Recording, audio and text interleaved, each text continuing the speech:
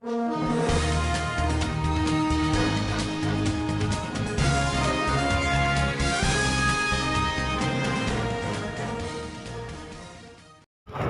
आप देख रहे हैं SB इंडिया न्यूज। कन्नौज से ज्ञानदेव दुबे की रिपोर्ट।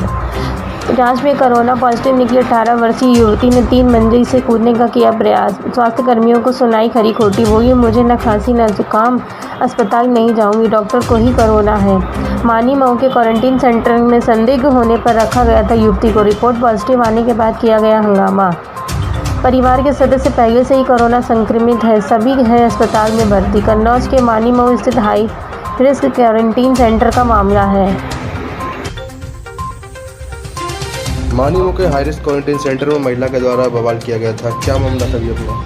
इसमें क्या था कि ये 8 तारीख को ये युवती अपने 3 भाई बहनों के साथ आई हुई थी, तो 8 तारीख से इसको क्वारंटाइन किया गया था।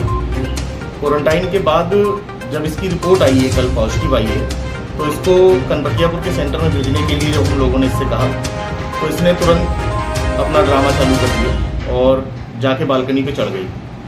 हम लोगों ने काफ़ी समझाने का प्रयास किया, लेकिन ये बालकनी से नीचे नहीं उतरी। इसने एक शीशा वहाँ पे जो खिड़कियों में लगा हुआ था, वो शीशा तोड़ के उससे मारने के लिए खुद को भी और जो उसको समझाने आ रहा है हम लोगों के ऊपर भी, उसने वही कहा कि हम आप लोगों को भी मार देंगे। अब पॉजिटिव पेशेंट था, इसीलिए सारे आसपास के भी लोगों को हम लोगों ने हटाया वहाँ से कि आप लोग थोड़ा सा दूर रहें। इवन उसके परिवार वालों से भी जब कहा कि आप इसको समझाइए, तो उन्होंने भी समझाया, लेकिन वो परिवार वालों को भी बहुत भद्दी बातें जो मैं बोल नहीं सकता हूँ उस तरह से उसने उनको भी कहा। फिर वो गेट की तरफ भागी, जहाँ गेट से बाहर निकलने को था। फिर क्या था कि जब प्यार की भाषा समझ में नहीं आई तो मुझे चिल्लाना पड़ा। कल पहली बार लगा कि जब आराम से काम नहीं हो रहा तो चिल्ला के भी काम होता है, तो मैं उससे काफ़ी तेज चिल्लाया, तो वो रुकी। रुकने के बाद वो वापस अंदर आई। फिर मैंने उसको समझाया, फिर मैंने एक स्टाफ को पीपी किट पहनाई। हालांकि इतना समय नहीं मिल पा रहा था मुझे कि मैं पहन के उसको पकड़ पाता, तो इसीलिए मैंने एक स्टाफ को अंदर भेजा।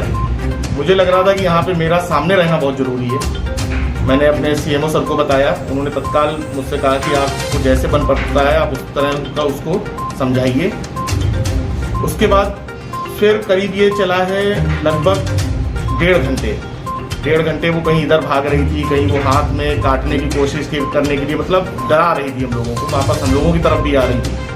और मुझसे तो काफ़ी उसने बहस की। हालांकि वीडियोस मैंने बनाए हैं, वो वीडियोस इसलिए बनाए हैं कि कुछ भी अगर मिस हैपनिंग होती है तो कम से कम मेरे पास एक सबूत रहे कि हम लोग पूरी कोशिश कर रहे थे और वो क्या कर रही थी वो सारे उस वीडियो में था। एक बालकनी से कूदने का प्रयास कर रही थी क्या नीचे? हाँ, बालकनी में पैर लटका के बैठ गई और कहा या तो मैं नहीं रहूँगी और फंसोगे आप लोग। तो मैंने उससे पूछा भी भाई हम लोग कैसे फंसेंगे? कहा कि आप लोग मुझे भेज रहे हो। तो मैंने कहा कि जो बीमारी आपके अंदर है आप उससे कहाँ भाग के जाओगी, 4 और लोगों को इन्फेक्ट करोगी। इससे अच्छा है आप निकल चली जाएं। उसके घर वाले भी समझा रहे थे, लेकिन उसने समझने के लिए बिल्कुल भी तैयार नहीं थी। कहीं इधर उधर थूकना, कहीं इधर उधर छूना, सारे गेट, एम्बुलेंस के आसपास, मास्क नहीं लगाना, फेंक देना। खुद मुझसे कह रही थी कि आप लोग को कोरोना है, मुझे कोरोना नहीं है, आप लोग मुझे परेशान कर रहे हैं। तो ये सारा प्रकरण था। खैर 2 घंटे की मेहनत के बाद सुलझा। वो बैठी एम्बुलेंस में और उसको कनपटियापुर से किया गया।